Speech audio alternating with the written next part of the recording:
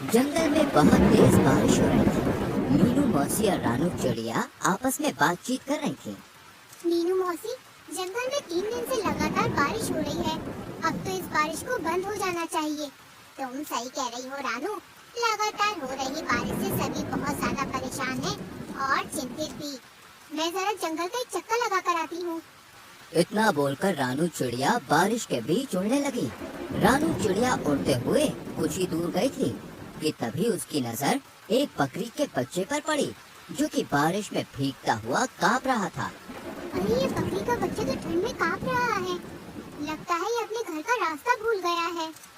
रानू चिड़िया ने इतना कहा ही था कि तभी रानू चिड़िया की नजर उस बकरी के बच्चे से थोड़ी दूर खड़े हुए एक पेड़ के पास एक भेड़िए पर पड़ी। ये भेड़िया तो हमारे जंगल का मालूम नहीं होता। ये तो किसी दूसरे जंगल का लगता है। रानू चिड़िया उड़ते हुए भेड़िए के पास पहुंच गई। कौन हो तुम? मैं अपने जंगल के सभी प्राणियों को जानती हूँ। तुम तो इस जंगल के नहीं लगते। तुम सही कह रही हो। मैं इस जंगल का नहीं हूँ। मैं इस जंगल से गुजर रहा था कि तभी बारिश शुरू हो गई। बारिश से बचने के लिए मैं इस जंगल में रुक गया। जब बारिश बंद हो जाएगी तो मैं चला जाऊंगा। ठीक है।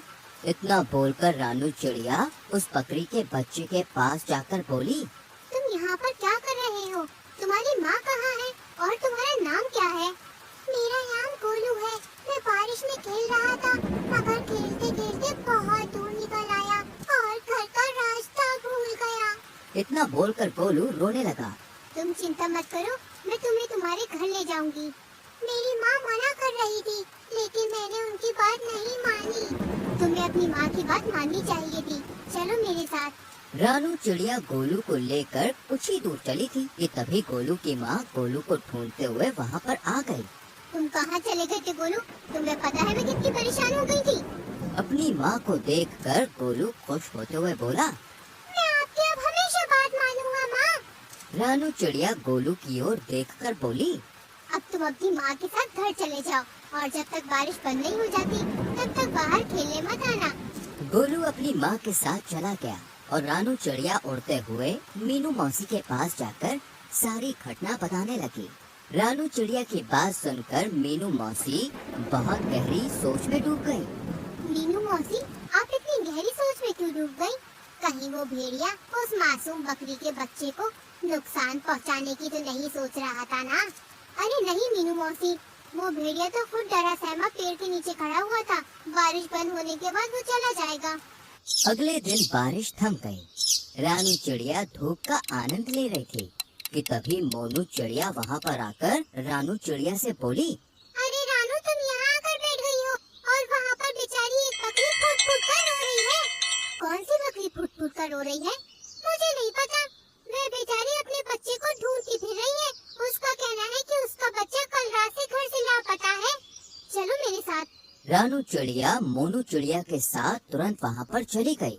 उसने देखा वह बकरी गोलू की माँ थी। रानू चिड़िया उसके पास जाकर बोली, क्या हुआ? तुम रो क्यों रही हो? कल मैं अपने गोलू को घर पर ले गई थी। सुबह जब मेरी आँख खुली तो वो घर से गायब था। मैंने पूरा जंगल छान मारा मगर वो कहीं नहीं मिला। तुम घबराओ मत, मैं अभी उसे तलाश करती हूँ। रानू चिड़िया गोलू को ढूंढने लगी। तभी उसकी नजर एक पेड़ के नीचे उसी भेड़िए पर जा पड़ी, जो कि आराम से लेटा हुआ था। रानू चिड़िया उस भेड़िए के पास जाकर बोली, क्या तुमने एक बकरी के बच्चे को कहीं देखा है? वही बकरी का बच्चा जो कल बारिश में भीग रहा था। मैंने किसी बकरी के बच्चे को नहीं देखा। वैसे तो तुम कह रहे थे कि बारिश होने के बाद तुम यहाँ से चले जाओगे। हाँ हाँ, चला जाऊंगा। तुम तो ऐसे बोल रही हो जैसे कि इस जंगल की राजा हो और यहाँ पर तुम्हारा ही अधिकार चलता है। अरे मेरी जब मर्जी होगी मैं यहाँ से चला जाऊंगा। रानू चिड़िया अपने मन ही मन में बोली, मुझे तो इस भेड़िए पर शक हो रहा है। मुझे जंगल के राजा शेर से इसकी शिकायत करनी होगी।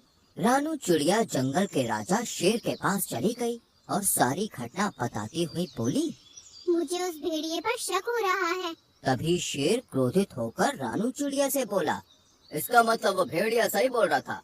तुम हमेशा जंगल के प्राणियों के खिलाफ मेरे कान भरती रहती हो। ये आपको क्या हो गया महाराज? तभी रानू चिड़िया ने देखा वो भेड़िया गुफा के दूसरे हिस्से से निकलकर गोलू के साथ वहाँ पर आकर शेर के सामने खड़ा हो गया है। रानू चिड़िया हैरत से इस दृश्य को देखने लगी। महाराज, जब मुझे पता चला कि ये बकरी का बच्चा कल से गायब है तो मैं जंगल में उसकी तलाश के लिए निकल गया, मगर मैं जानता था कि ये रानू चिड़िया मेरे खिलाफ आपके कान जरूर भरने आएगी, इसलिए मैंने आपको पहले ही सब कुछ बता दिया था। महाराज, इस रानू चिड़िया के कारण ही दूसरे जंगल का कोई भी प्राणी आपके जंगल में नहीं आता। शेर रानू चिड़िया की ओर देखकर बोला, और तुम कह रहे थे कि इस भेड़िया ने बेचारी बकरी के बच्चे को मार डाला, मगर ये तुम्हारे आने से पहले ही इसे यहाँ सही सलामत ले आया। तुम्हें अब सजा मिलेगी, तुम्हें जेल में डाल दिया जाएगा। इतना बोलकर शेर ने अपने सिपाहियों को आदेश दे दिया और रानू चिड़िया को एक पिंजरे में बंद कर दिया। शेर भेड़िए की ओर देखकर बोला, तुम्हारी जब तक मर्जी हो तुम यहाँ पर रह सकते हो। भेड़िया खुश होकर वहाँ से चला गया। इधर मोनू चिड़िया इस सारे दृश्य को देख रही थी। वह तुरंत मीनू मौसी के पास पहुँच गई और सारी घटना बताते हुए बोली, कुछ कीजिए मीनू मौसी, जंगल के राजा शेर ने रानू चिड़िया को बंदी बना लिया है। मीनू मौसी गहरी सोच में डूबते हुए बोली, जब रानू चिड़िया ने मुझे बताया था कि वो भेड़िया एक पेड़ के नीचे खड़ा हुआ उस बकरी के बच्चे को देख रहा था, मुझे तभी कुछ न कुछ गड़बड़ लग रही थी। जो भी हो, लेकिन आप कुछ भी करके रानू चिड़िया को उस पिंजरे से बाहर निकालिए। चिंता मत करो मोनू, हम दोनों को अभी फिलहाल कुछ नहीं करना, हमें सिर्फ उस भेड़िए पर गहरी नजर रखनी होगी। पहले हमें पता चलना चाहिए कि उस भेड़िए के दिमाग में आखिर चल क्या रहा है, आखिर ये कौन सा मकसद लेकर इस जंगल में आया है। मीनू मौसी और मोनू चिड़िया उस दिन से उस भेड़िए पर नजर रखने लगी। वह भेड़िया दिन भर जंगल में घूमता और दूसरे जानवरों का मांस छीनकर खा लेता। जब भी कोई जानवर अपना मांस देने में आनाकानी करता तो वो धौंस दिखाते हुए खुद को जंगल के राजा शेर का दोस्त बताकर डरा देता उन्हें। एक दिन भेड़िया टहलते टहलते गोलू बकरी के घर के नजदीक चला गया। गोलू अपने घर के बाहर खेल रहा था। भेड़िया उसे अजीब सी नजरों से देखने लगा, मगर उसे नहीं पता था कि मीनू मौसी उस पर नजर रख रही है। मीनू मौसी तुरंत ही मोनू चिड़िया की ओर देखकर बोली, जाओ जल्दी से महाराज को बुला लाओ। लेकिन महाराज क्या मेरी बात सुनेंगे? तुम्हें कैसे भी करके महाराज को यहाँ पर लाना है। मुझे इस भेड़िए के इरादे सही नहीं लग रहे और महाराज का यहाँ आना बहुत जरूरी है। मीनू मौसी की बात सुनकर मोनू चिड़िया सीधे उड़ती हुई जंगल के राजा शेर के पास पहुँच गई। यहाँ पर क्यों आई हो मोनू? महाराज, आपको अभी और इसी वक्त मेरे साथ चलना होगा। मुझे अब चिड़ियों पर भरोसा नहीं रहा। सोच लीजिए महाराज, कहीं ऐसा ना हो कि आगे जाकर आपको अपने फैसले पर पछताना पड़े। लेकिन तुम मुझे कहाँ ले जाना चाहती हो? आप मेरे साथ चलिए और आप अपनी आंखों से देख लीजिए कि मैं आपको क्या दिखाना चाहती हूँ। शेर राजा मोनू चिड़िया के साथ सीधा उस जगह पर चला गया। तभी मीनू मौसी शेर राजा के पास आकर बोली, महाराज, उस पेड़ के पीछे छुप जाइए और स्वयं अपनी आंखों से देख लीजिए। मीनू मौसी के कहने पर शेर राजा पेड़ के पीछे छुप गया। भेड़िया गोलू के करीब आकर उसे देखते हुए बोला, आज तुम्हारा मांस खाने का मन कर रहा है मुझे। ये क्या कह रहे हैं आप? पिछली बार जब मैं खो गया था तब आप ही मुझे महाराज के पास ले गए थे और मेरी माँ के पास छोड़कर आए थे। मूर्ख बकरी के बच्चे, वो तो मेरी सिर्फ एक चाल थी। मैं जानता था कि जंगल में रानू चिड़िया सबसे ज्यादा तेज दिमाग की है।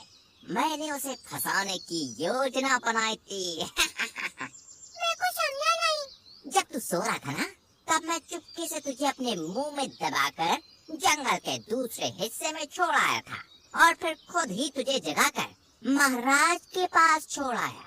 और जंगल के इस मूर्ख शेर ने रानू चिड़िया को ही दोषी मान लिया। लेकिन अब मुझे कोई खतरा नहीं। अब अगर मैं तुझे खा भी जाऊंगा तो जंगल का राजा शेर कभी विश्वास नहीं करेगा। तुझे खाने के बाद मैं जंगल में अपनी मनमानी शुरू कर दूंगा।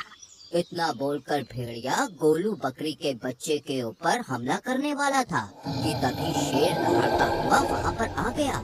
शेर को दहाड़ता हुआ देखकर भेड़िया पूरी तरह से घबरा गया। अच्छा, तो ये थी तुम्हारी चाल? तुमने जंगल की सबसे ज्यादा समझदार और मेरी विश्वसनीय पक्षी को मेरे ही हाथों बंदी बनवा दिया। मैं तुम्हें जीवित नहीं छोड़ूंगा। इतना बोलकर शेर ने भेड़िए को उसी समय मार दिया और मीनू मौसी की ओर देखकर बोला, मुझे क्षमा कर दो मीनू मौसी, मुझसे गलती हो गई।